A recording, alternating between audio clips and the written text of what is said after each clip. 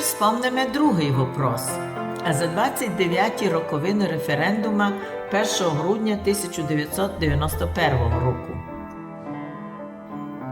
І так, згідно правових норм, 1 грудня 1991 року в Українській Радянській Соціалістичній Республіці в одній з бувших радянських республік СРСР пройшов референдум, на якому із 45 мільйонів громадян 28 мільйонів проголосували за утворення нової, раніше не існувавшої незалежної держави Україна. Яка же наша русинська оцінка того референдуму? У пресі вже появилися перші статті про те, як ми, русини, відносимося до 20-річного ювілею незалежності України. Хоч не розділяючи деякі острі угли тих статей, ми хочемо сказати, і з тими авторами ми згідні, що сьогодні чомусь політики в Україні приховують від народу суть того референдуму. Референдум був державотворчий.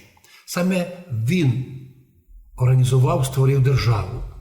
Але чому його реальні вимоги, реальні результати сприховані і навіть почали його неправильно називати? Много називають його так, всеукраїнським, хоч це юридично некоректно. Бо якщо він був всеукраїнським, тоді б всі українці по Росії, по Казахстану голосували за українців. А це було зовсім друге. 1 грудня 1991 року в Українській Радянській Соціалістичній Республіці, в одній з бувших, як ви кажете, Радянських Республік СССР, пройшов саме республіканський, а не всеукраїнський референдум, на якому 45 мільйонів громадян, 28 мільйонів проголосували за утворення нової, раніше не існувавшої незалежної держави Україна. Президент України Зеленський радо сповістив нам на своїй сторінці в Фейсбуці таку інформацію. 1 грудня 1991 року відбувся всеукраїнський референдум, на якому понад 90% громадян сказали незалежній Україні «так». Так, ця інформація важна.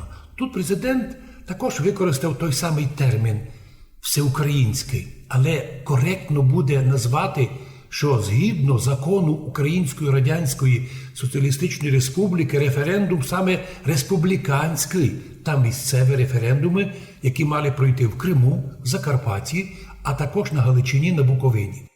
Правда, мудрі русини Закарпаття скористалися цим правом, а горді галичани та неуважні буківчани дивно, що своїм правом на місцевий референдум по закону Союзу Радянських Соціалістичних Республік про порядок вирішення питань, пов'язаних із виходом Союзної Республіки СССР, що було від 3 апреля 90-го року, не скористалися і багато в чому проіграли.